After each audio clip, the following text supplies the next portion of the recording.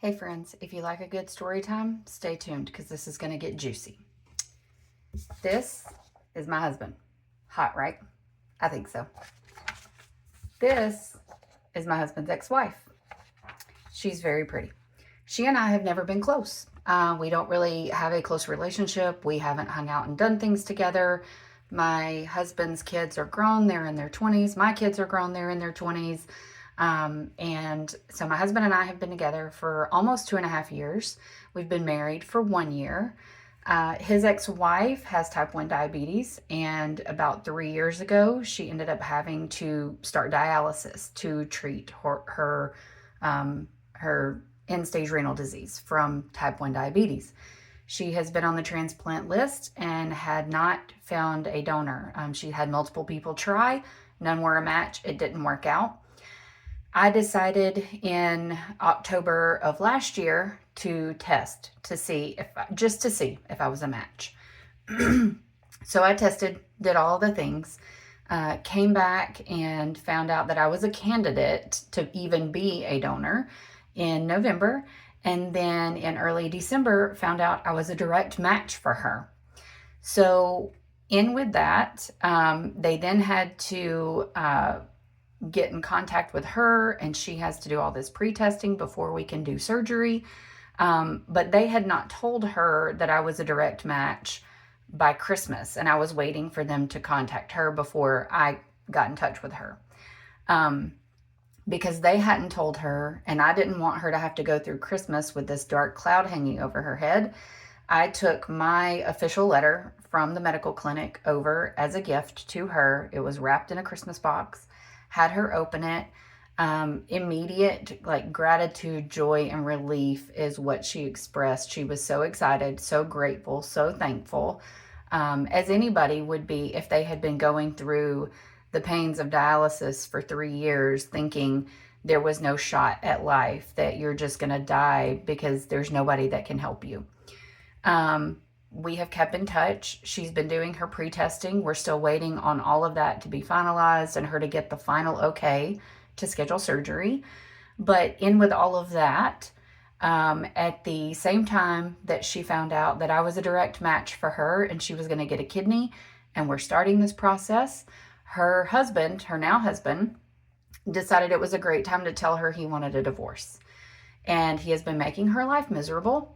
He initially agreed to let her stay in their home until she could have the transplant and recover and get disability going and everything. And then he changed his mind. Now he doesn't want, he's not willing to let her stay until that happens. She had initially asked just for a car to get to and from her medical treatment, surgery, all of that, and some money to get set up in a new place. Keep in mind, she's on dialysis 3 days a week. She is not able to work because of that. So he has been her provider this whole time that they've been married. And they've been married, I want to say 3 years. And so she's in this place right now where the best possible thing that could happen to her is happening. She can have life. She can continue living. She can continue to watch her kids grow and get married and have kids and actually enjoy life and not be put through the pain of dialysis 3 days a week, not be wondering every day if today's the day that your body's going to fail and you're going to die. And now her husband is pulling the rug out from under her feet. He is threatening her, telling her he's going to kick her out.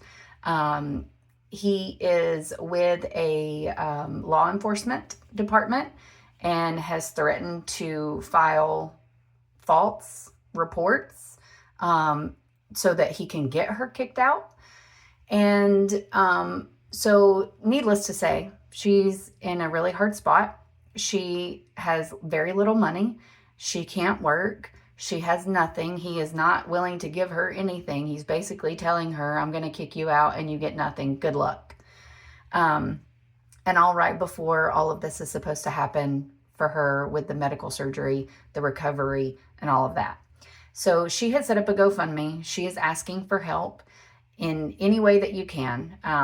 Obviously, she needs money. She needs to be able to hire a lawyer so that she can contest the divorce and actually get something from the marriage that she's been investing in the last 3 years. She needs help with money because once she has the transplant, she has to stay close to the hospital for regular visits. And then she also has to have a family member come up and help take care of her. And obviously, myself and my husband can't do that because I'm going to be recovering too.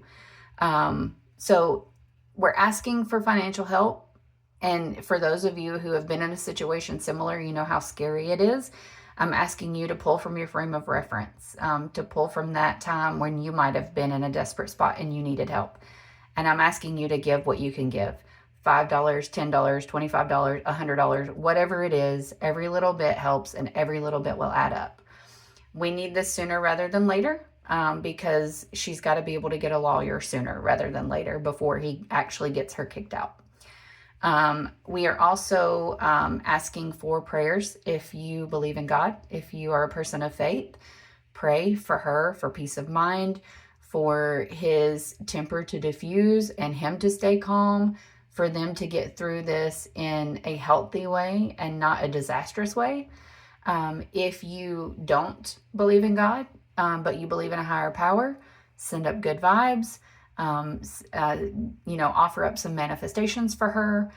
And more than anything, if you are able to on social media, share this post, share the link to her GoFundMe, and help us get her to a spot where she can make it out of this without living on the side of the road in a cardboard box because somebody has kicked her out unnecessarily and unwillingly and very disheartedly. So that's what I'm asking. The link for the GoFundMe is either going to be in the comments below or on my page. I'm going to try to link it to the comments. If you can't find it there, or for some reason it's not working there, you can go to my bio, you can click it there.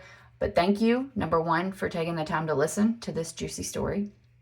Number two, for donating, for those who are able to donate. Number three, for your prayers and good vibes. And most of all, for number four, for sharing. The wider we can get this, the more people we can get to help, the quicker that we can get to her to make sure that she's covered and get her some peace of mind and relief. Thanks so much, and I hope you guys have a great day.